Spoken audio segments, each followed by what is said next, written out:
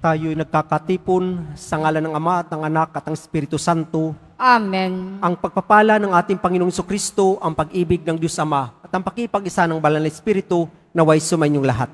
At sumayo rin. Mga minamahal na kapatid, sa pagdiriwang natin ng kapistahan ng Nuestro Padre Jesus Nazareno, itinatampok natin ang banal niyang pangalan at ang malulhati niyang krus. Nagkatawang tao ang anak ng Diyos para sa ating kaligtasan. Sa krus, ipinahayag niya ang dakilang awa at pag-ibig ng Ama sa sangkatauhan. Kay Jesus, bubukal ang ating pag-asa at lakas upang pasanin din natin ang ating mga krus na may pananalig, pagsunod at pag-ibig. Sa pagsisimula ng ating pagdiriwang, mapagpakumbaba nating aminin ang ating mga pagkukulang at kasalanan at hilingin natin sa Panginoon na tayo'y kanyang kaawaan at patawarin. Buong Jesus Nazareno, ikaw ang larawan ng Diyos ng pag-ibig. Panginoon, kaawaan mo kami. Panginoon, kaawaan mo kami. Buong Jesus Nazareno, ikaw ay nagtiis ng maraming hirap at kamatayan sa krus para sa aming mga kasalanan. Kristo, kaawaan mo kami. Kristo, kaawaan mo kami. Buong Jesus Nazareno, ikaw ang lingkod na lubos na kinalulugdan ng Ama. Panginoon, kaawaan mo kami. Panginoon, kaawaan mo kami. Kaawaan tayo ng makapangyarihang Diyos, patawarin tayo sa ating makasalanan at patnubayan tayo sa buhay na walang hanggan. Amen.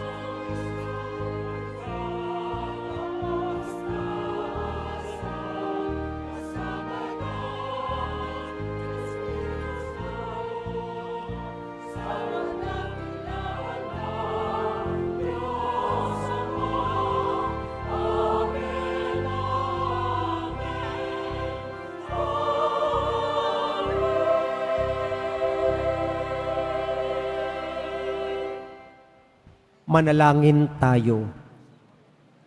Ama naming makapangyarihan, niloob mong akuin ng iyong anak ang krus at kamatayan upang ang sangkatauhay matubos at mabuhay. Ang pag-ako namin sa krus at kamatayan dito sa lupa, ayon sa diwa ng pagsunod sa iyong loob na ginanap ng iyong anak, ay magpagindapat nawang aming kamtin ang lubos na katubusan at pagkabuhay sa iyong piling. Sa pamagitan ni Jesucristo, kasama ng Espiritu Santo, magpasawalang hanggan. Amen. Magsiupo ang lahat.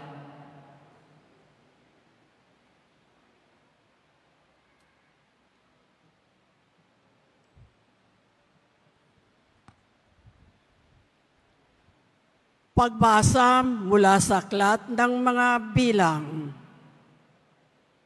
Noong mga araw na iyon, nainip ang mga tao sa pasikot-sikot na paglalakbay. Nagreklamo sila kay Moises, "Inialis mo ba kami sa Ehipto para patayin sa ilang na ito? Wala kaming makain ni mainom. Sawa na kami sa walang kwentang pagkain ito." Dahil dito, sila'y pinadalhan ng Panginoon ng makamandag na ahas at sinumang matuka nito ay namamatay.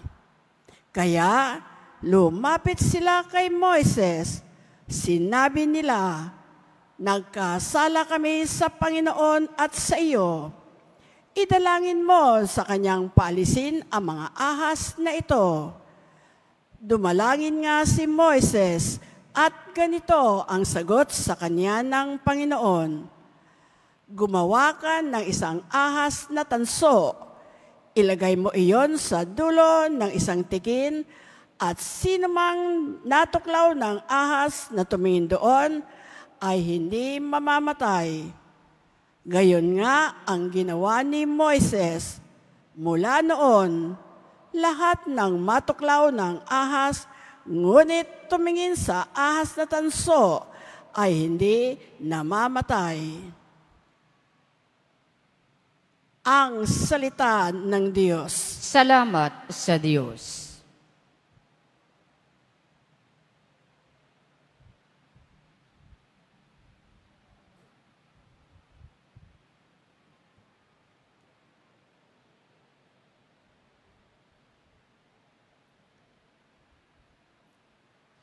Hindi nila malilimot ang dakilang gawa ng Diyos. Hindi nila malilimot ang dakilang gawa ng Diyos.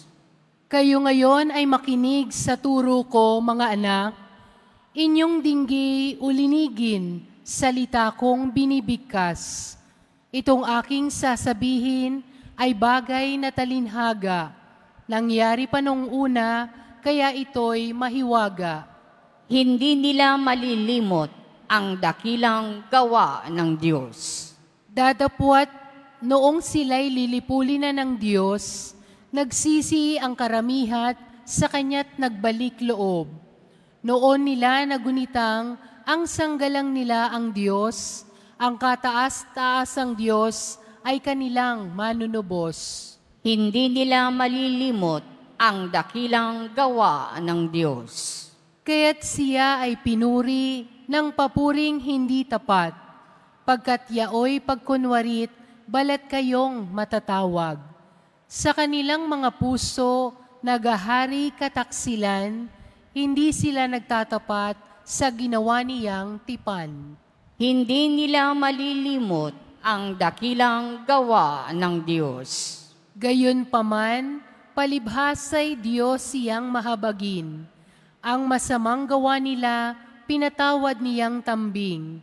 Dahilan sa pag-ibig niya'y hindi sila wawasakin, kundi siya nagagalit, ito'y kanyang pinipigil.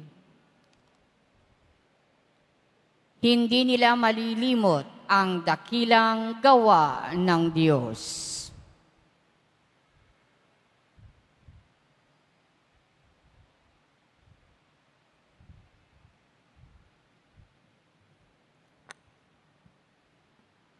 Pagbasa mula sa sulat ni Apostol San Pablo sa mga taga-Filipos.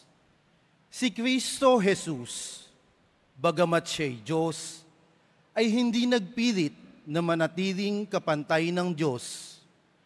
Bagkus, hinubad niya ang lahat ng katangian ng pagka-Diyos, nagkatawang tao at namuhay na isang alipin. Nang maging tao, siya'y nagpakababa at naging masunurin hanggang kamatayan. Oo, hanggang kamatayan sa krus.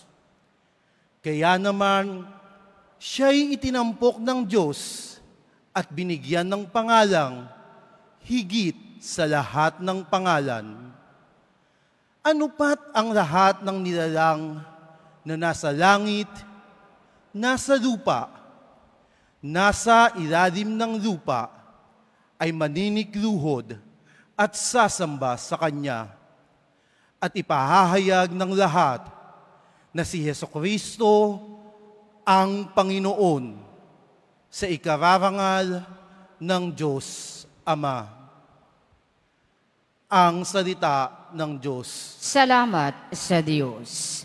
Magsitayo ang lahat.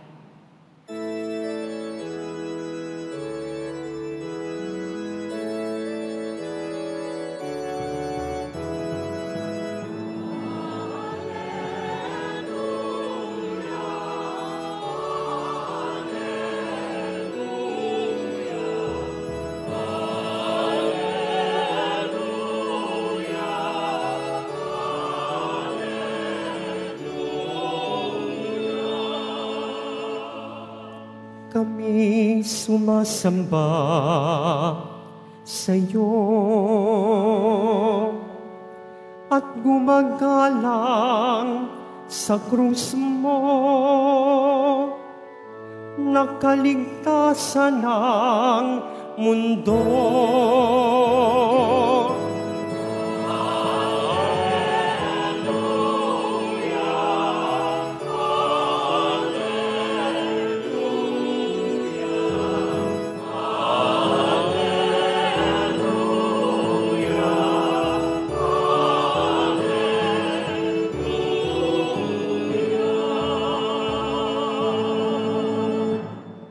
Sumainyo ang Panginoon. At sumayo rin. Ang mabuting balita ng Panginoon ayon kay San Juan. Papuri sa iyo, Panginoon.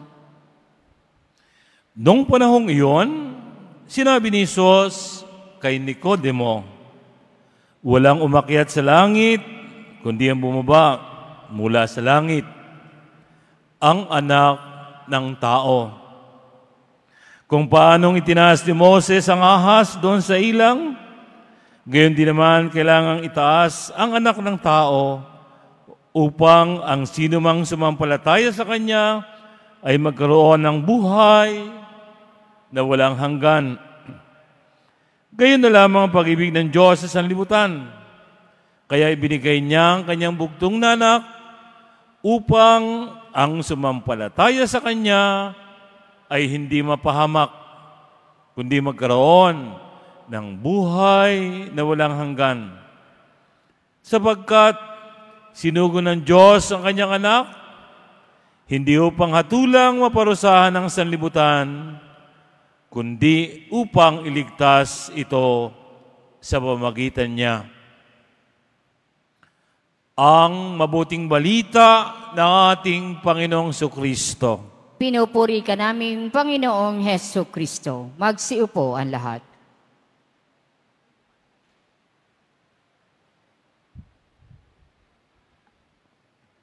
Magandang good evening sa inyong lahat, mga kapatid.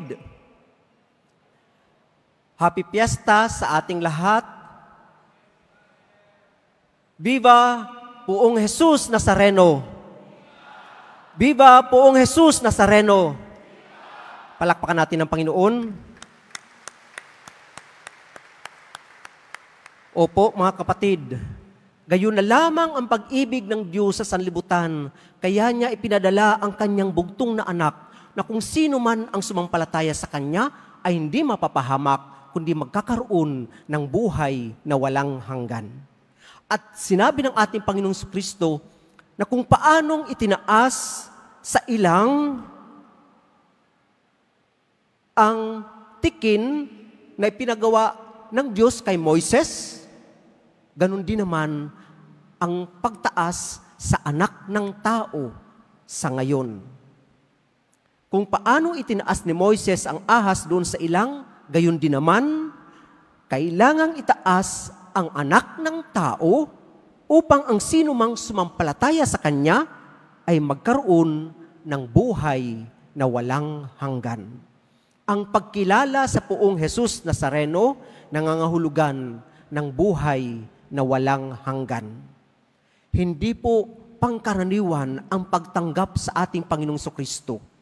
Ito po ay nangangahulugan buhay na walang hanggan. Mga kapatid, opo, kung madalas narinig natin, kayong mga Katoliko, sumasamba kayo sa imahen. Saglit. Yun po ang bawal, yung sasamba sa imahen.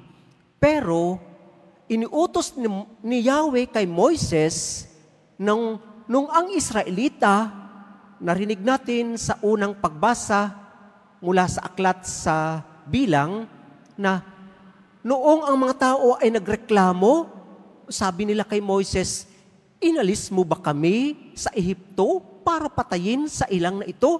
Wala kaming makain ni mainom. Sawa na kami sa walang kwentang pagkain ito. Dahil dito'y pinadalhan sila ng Panginoon ng makamandag na ahas at sino mang matuka nito ay mamamatay. E di nagsisi sila, nakiusap sila kay Moises.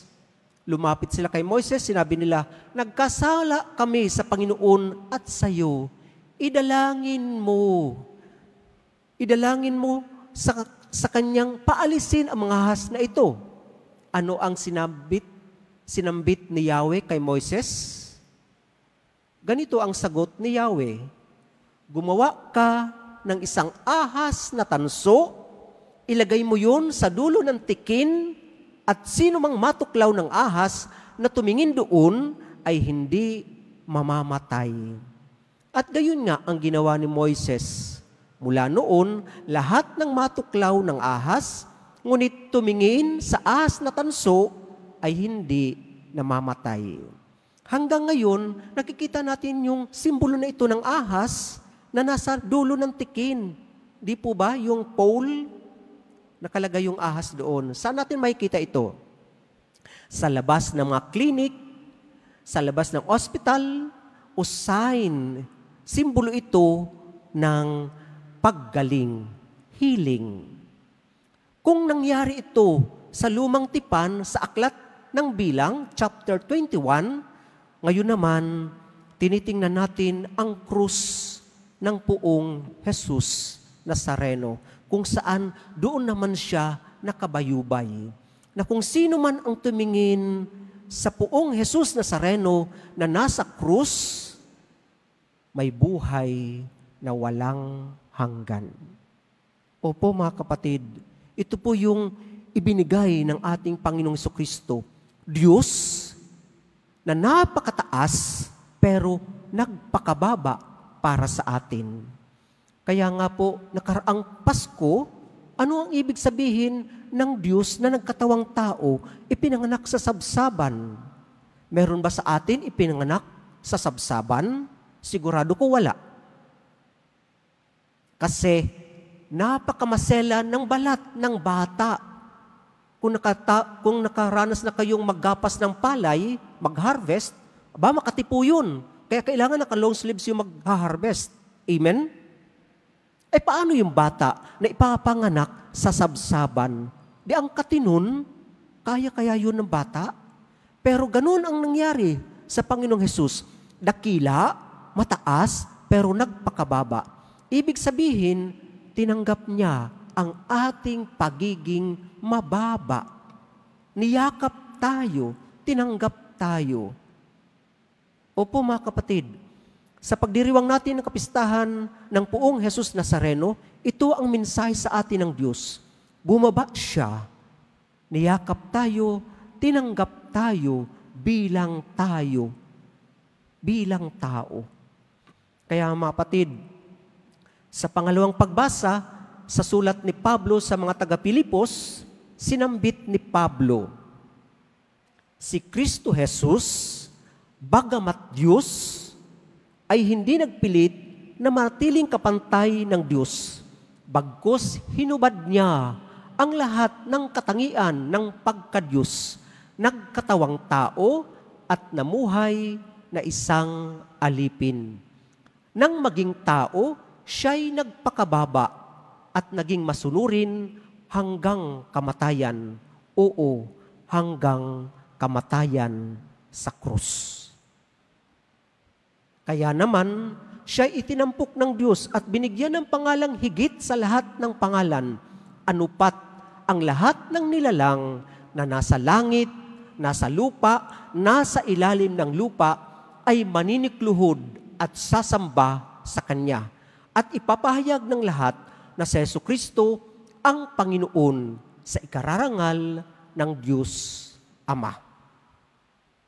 John 10:30, sinabi ni Jesus, ang Ama at ang ako ay iisa. John 10:30. At naniniwala tayo sa isang Diyos na may tatlong persona. Ama, Anak, Espiritu Santo. Isang Diyos na may tatlong katauhan. At kilala natin ang Panginoong Jesucristo, ang anak ng Diyos na nagpakababa, namuhay bilang tao katulad natin, tinanggap ang katangian o ang kalikasan nating tao. Opo mga kapatid, ganito kadakila ang Diyos. Kaya nga, kung merong hindi tumatanggap sa atin, saglit, tinatanggap tayo ng Panginoong Diyos. Tinanggap niya tayo, niyakap sa pagiging tao natin. At kung minsan nagagalit tayo sa ating sarili, saglit. Ang Diyos, tinanggap tayo. Bakit hindi natin tatanggapin ang ating sarili? At sinabi ni Pablo sa kanyang sulat sa mga taga-Roma, pinatunayan ng Diyos ang kanyang pagmamahal nung mamatay ang Panginoong Jesucristo noong tayo ay makasalanan pa, noong tayo ay kanyang kaaway pa. Kaya nga yung pag-alay niya sa krus, nangangahulugan niyan na tayo ay kanyang tinanggap, niyakap bilang tayo tao. Mga kapatid, opo, ganito kadakila ang Diyos. At sana nga, yung ating paglapit sa Kanya, nagsasabi ng ating pasasalamat sa Kanyang pagmamahal sa atin. Nagpakasakit siya dahil sa isang dahilan, sa pagmamahal niya sa atin. Nagsakripisyo siya. Mga kapatid, opo, yung ating mga magulang sa kanilang pagbibigay buhay, nagsasabi ng kanilang pagmamahal sa atin. Ang taong punong-puno ng pagmamahal, makakaya niya anumang hirap sa mundo. Makakaya niya anumang challenge meron sa kanyang harapan. Kakayanin niya sa ngalan ng pagmamahal. At ganito, kadakila ang pag-ibig ng Diyos. Pahirapan man siya, pagpasanin ng krus, ipako sa krus, nandun pa rin ang kanyang nag-uumapaw na pagmamahal sa sangkatauhan sa bawat isa sa atin. At ang kanyang pagbaba dito sa lupa noong Pasko at ngayon sa kapistahan ng Poong Jesus Nazareno, pagsasabi ng kanyang pagpapatawad sa atin. Ngayon, kung ang Panginoong Hesus ay sumunod sa Ama at tayo ay nagmamahal sa Panginoong Hesus, susundan ba natin ang kanyang yapak? Kung ang Panginoong Hesus ay nagmahal maging sa kaaway, susundan ba natin ang kanyang halimbawa? Kung ang Panginoong Hesus ay nag-alay ng kanyang buhay para sa kanyang mga minamahal at maging sa kaaway, susundan ba natin ang kanyang halimbawa? Mga kapatid, opo, ang ating tema ngayon sa ating kapistahan, mas mabuti ang pagsunod kaysa paghahandog. Obedience is better than sacrifice. Obedience. Pag tayo'y sumunod sa panuntunan ng ating Panginoong Jesucristo, at sa simbahan, hindi tayo maliligaw. Alam niyo po, yung malakas manukso na gawin ninyo yung gusto nyo. Malaya tayo bilang tao. Saglit. Ang pagiging malaya ay hindi nangangahulugan na na gawin natin ang gusto natin. Mali. O sige daw, pag red light, stoplight sana. Di ba red? Dahil malaya ako, dediretso ba ako?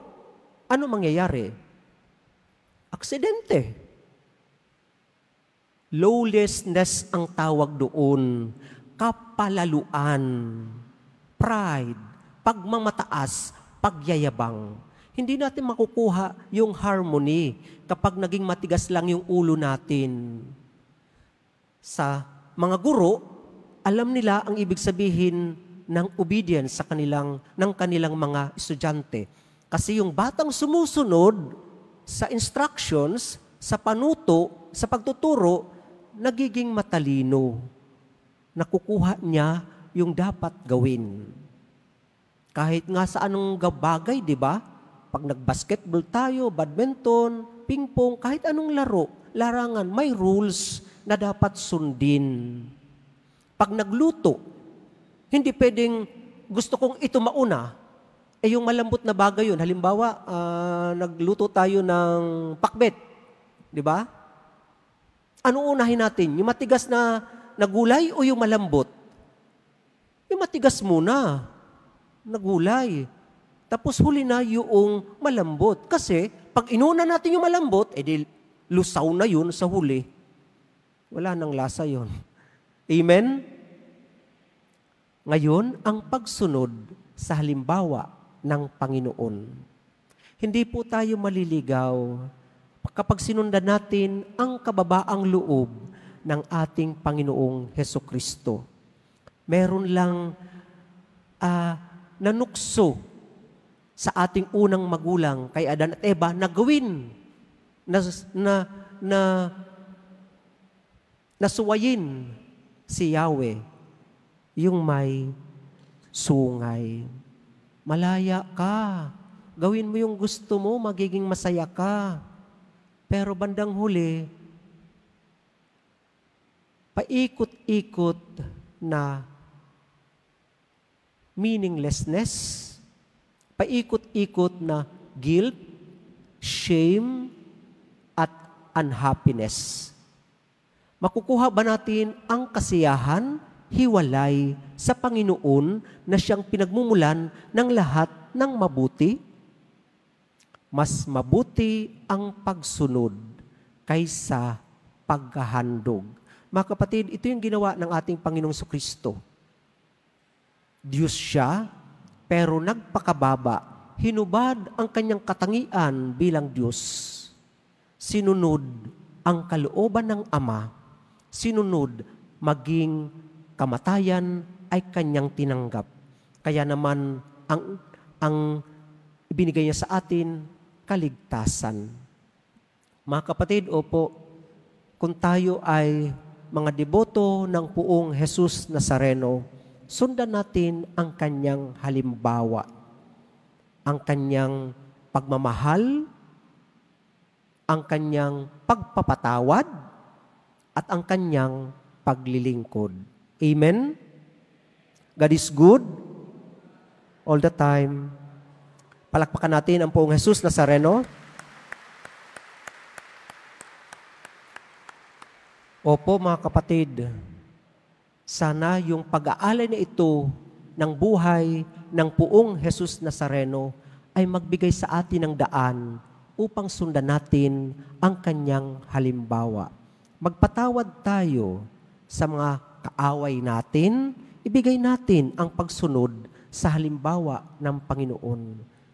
Matatagpuan natin ang kahulugan ng buhay na walang hanggan, kasiyahan, at ang halimbawa ng Poong Jesus Nazareno.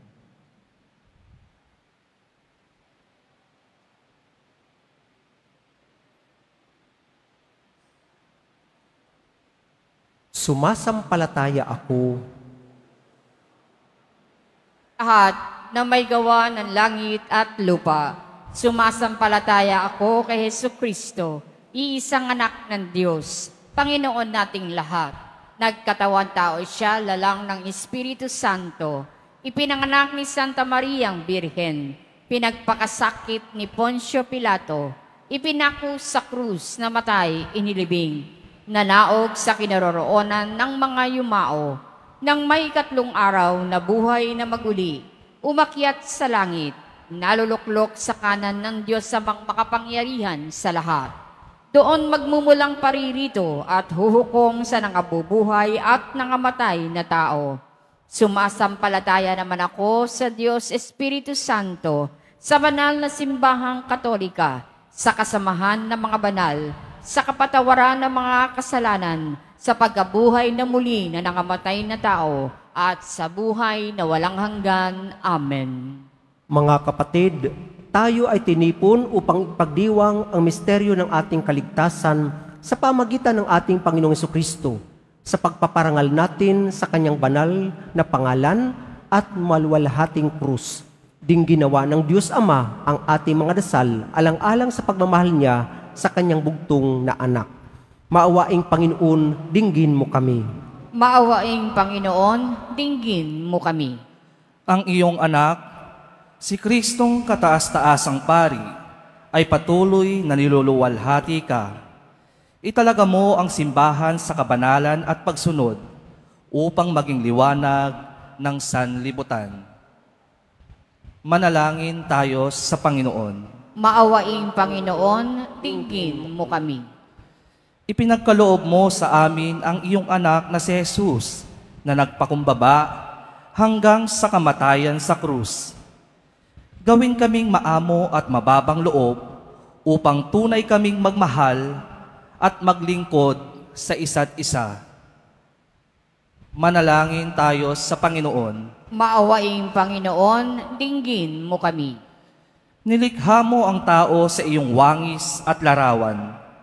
Tulungan kaming kilalanin ang ngalan at larawan ng iyong anak sa aming kapwa upang maghari ang paggalang, katarungan at pagtutulungan. Manalangin tayo sa Panginoon. Maawaing Panginoon, dinggin mo kami.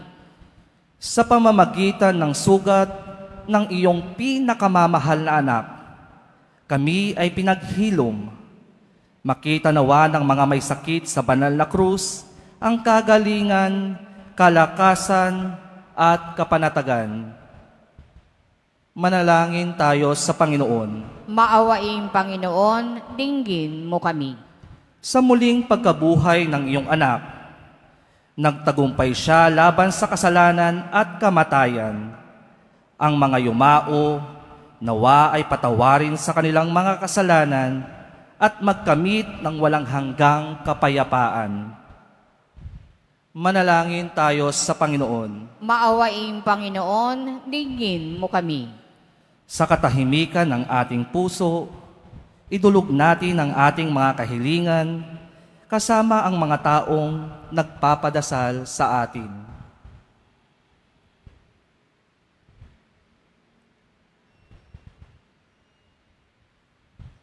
Manalangin tayo sa Panginoon. Maawaing Panginoon, dinggin mo kami. Maawaing Ama, para sa iyong kapurihan at aming kaligtasan, pakinggan ang aming mga panalangin. Nawa ang sambayanang tinamo sa iyo ni Jesus sa pamagitan ng kanyang dugo ay makabahagi sa kapangyarihan ng kanyang krus at muling pagkabuhay, upang sila ay maging katulad niya, na isang walang katapusang pag-aalay sa iyo. Hiniling namin ito sa pamagitan ni Kristong aming Panginoon. Amen. Magsiupo ang lahat.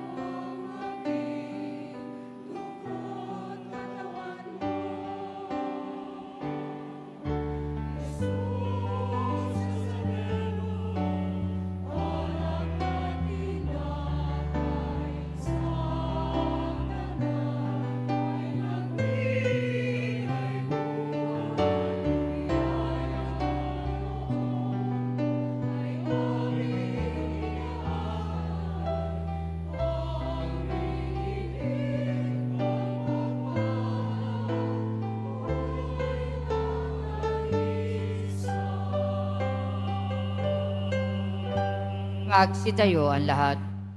Manalangin kayo mga kapatid upang itong ating paghahain ay kalugdan ng Diyos ang mga makapangyarihan sa lahat. Tanggapin nawa ng Panginoon itong paghahain sa iyong mga kamay, sa kapurihan niya at karangalan sa ating kapakinabangan at sa buong sambayanan niyang banal. Manalangin tayo.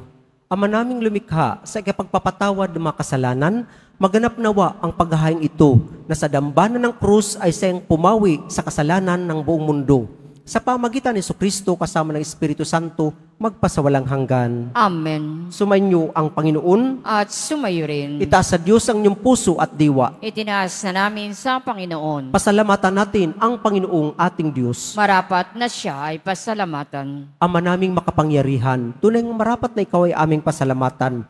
Iyong ipinasyang sa kahoy na krus, ang sangkatauhay tubusin ni Jesus. Sa punong kahoy, nagkapuwang ang kamatayan. Sa kahoy na krus, itinanghal ang pagkabuhay. Sa punong kahoy, nanaig ang sumuway sa iyo. Sa kahoy na krus, siya'y nadaig ng masunuring anak mo. Kaya kaisa ng mga anghel na nagsisiawit ng papuri sa iyo nang walang humpay sa kalangitan, kami nagbubunyi sa iyong kadakilaan.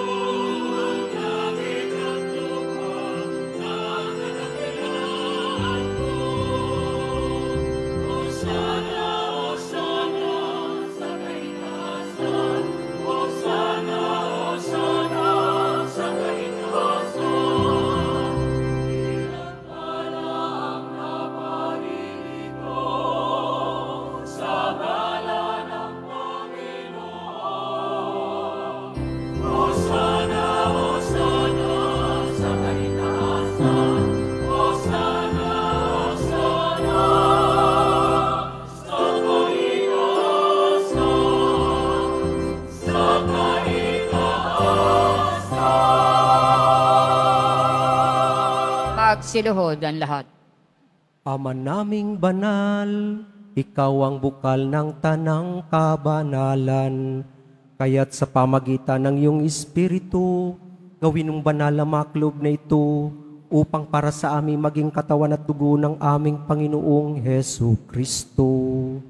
Bago niya pinagtiis ang pusang loob na maging handog, hinawakan niya ang tinapay, pinasalamatan kanya, pinaghati-hati niya iyon, iniabot sa kanyang mga alagad at sinabi, tanggapin ninyong lahat ito at kanin ito, ang aking katawan na ipan, ang aking dugo na ibubuhos para sa inyo at para sa lahat sa ikapagpapatawad ng mga kasalanan.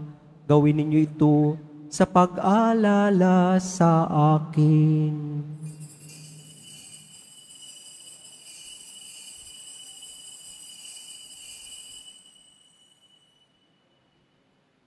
Magsitayo ang lahat. Ipagbunyi natin ang misteryo ng ating pananampalataya. Si Kristo'y namatay, si Kristo'y nabuhay, si Kristo'y babalik sa wakas ng panahon. Ama, ginagawa namin ngayon ang pag-alala sa pagkamatay at muling pagkabuhay ng iyong anak, kahit inialay namin sa iyo ang tinapay na nagbibigay buhay at ang kalis na nagkakaloob ng kaligtasan.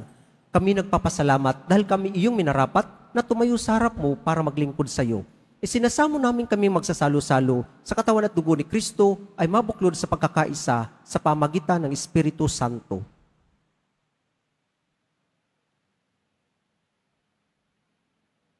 Ama, lingapin mo yung simbahan laganap sa buong daigdig. Puspusin mo kami sa pag-ibig kay San Francisco na aming Papa at ni Jose na aming Obispo at ang Tanang Kaparian.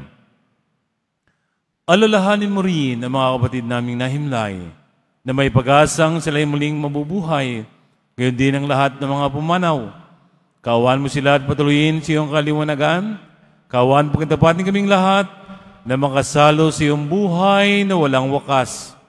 Kaysa na mahal na Birheng Maria, Ina ng Diyos, ng kabiyak at pusong niya San Jose, kaisa ng mga apostol, ni San Juan Bautista, at ang lahat ng mga banal na namuhay dito sa daigdig ng kalugod-lugod sa iyo, may pagdiwang nawa namin ang pagpupuri sa kararangal mo sa pamamagitan ng iyong anak na aming Panginoong Hesukristo.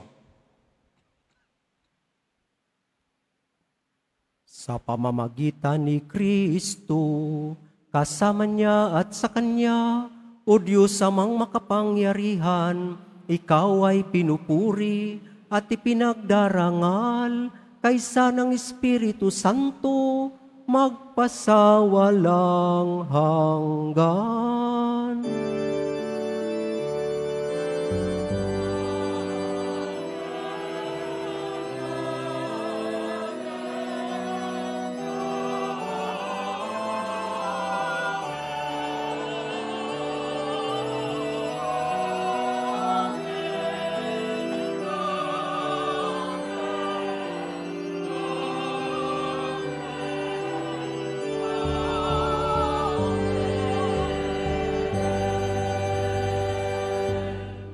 Sa tagubilin na nakagagaling na utos at sa turo ni Jesus na Panginoon natin at Diyos, ipahayag natin ng lakas loob.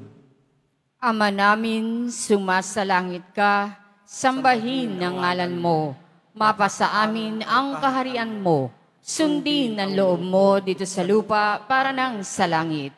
Bigyan mo kami ngayon ng aming kakanin sa araw-araw at patawarin mo kami sa aming mga sala para ng pagpapatawad namin sa nagkakasala sa amin. At huwag mo kaming ipahintulot sa tukso at iadya mo kami sa lahat ng masama.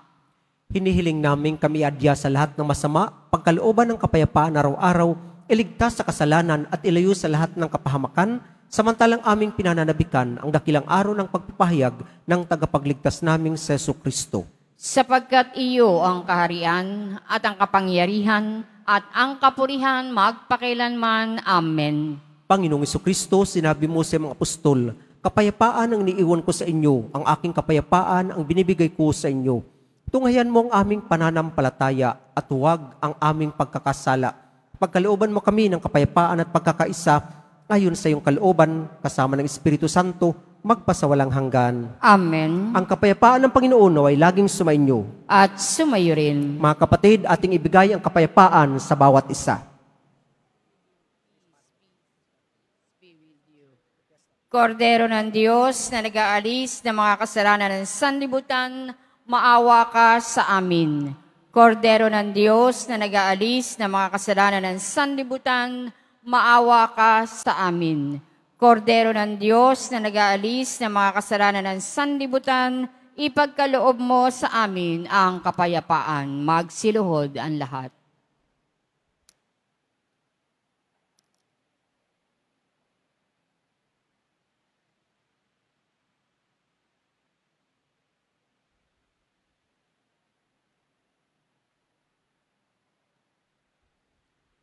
Mga kapatid, narito ang ating Panginoong Jesucristo, ang anak ng Diyos na nagkatawang tao, nag-alay ng kanyang buong buhay para sa bawat isa sa atin. Siya ang kordero ng Diyos na nag-aalis ng makasalanan sa libutan, mapapalad tayong inanyayahan sa kanyang piging. Panginoon, hindi ako karapat-dapat na magpatuloy sa iyo, ngunit sa isang salita mo lamang ay gagaling na ako. Ang katawan ni Kristo. Amen.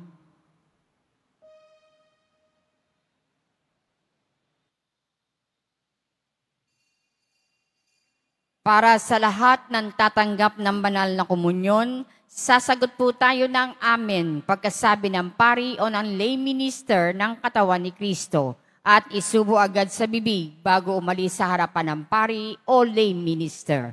Sumunod po tayo.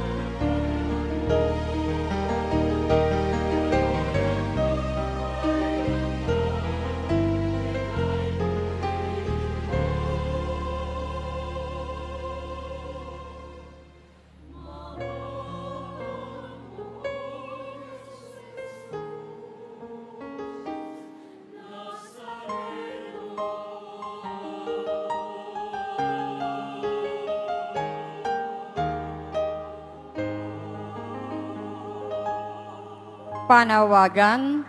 Nag-uumpisa na po ang ating 33 Fiesta Masses at ito po ay hanggang alas 11 ng gabi, oras-oras. January 9, 2025, bukas, sa ganap na ikalabindalawa ng hating gabi hanggang ikalabing-isa ng gabi, oras-oras. Ang Misa Mayor ay sa January 9, 2025, Huwebes, sa ganap na ikalabindalawa ng hating gabi sa Quirino Grandstand at ito ay pamumunuan ng kanyang kabunian Jose Cardinal Advincula, Arsobispo ng Maynila. Makiisa po tayo sa mga gawaing ito. Mga kadiboto, mabibili pa rin po sa ating Paris Finance Office ang Nazareno Images, Nazareno Medallion, at ang Nazareno Novena and Prayer Booklet in English or Tagalog. Mga paalala sa mga nagsisimba. Pagkatapos ng mga misa, ang pagwiwisik po ng banal na tubig ay magaganap sa labas ng ating simbahan. Pinakikiusapan ng lahat na ang tanging labasan o exit ay sa Quezon Boulevard o sa Plaza San Juan lamang. Iwasan po natin ang magtulakan. Sumunod po tayo. Maraming salamat po sa inyong pagdalaw at pagsisimba sa Basilica Minor at Pambansang Dambana ni Jesus Nazareno. Magsitayo ang lahat. Manalangin tayo. Panginoong Hesukristo, kaming nagsalo-salo sa banal na pakikinabang ay nakikiusap sa iyo na ang mga nasagip ng kahoy na krus na nagbibigay buhay ay iyong ihatid sa pagkabuhay sa kaluwalhatian, sapagkat ikaw ang Panginoon magpasawalang hanggan. Amen. Sumainyo ang Panginoon at sumayo rin. Mahal na Poong Jesus Nazareno, inihayag mo sa pamagitan ng krus ang walang maliw na pag-ibig ng Diyos sa sangkatauhan. Pakinggan mo ang kahilingan, lalo na para sa mga nangangailangan ng iyong tulong at awa. Makamtan nawa namin ang iyong kasagutan na may utang na loob na tinatanaw. Basbasan din po ninyo itong mga imahin at dasalan upang lalo kaming manalangin at magtiwala. Sa pamagitan ng bendisyon na ito, naway lalo kaming maging mapaglingkod, masunurin, at tapat sa iyo na aming maluwalhating Panginoon magpasawalang hanggan. Amen. Sumainyo ang Panginoon at sumayo rin. At pagpalain kayo kasama ng inyong mga mahal sa buhay na makapangyarihang Diyos, Ama, Anak, at Espiritu Santo. Amen. Humayo kayong taglay ang kapayapaan ng Poong Jesus Nazareno. Salamat sa Diyos.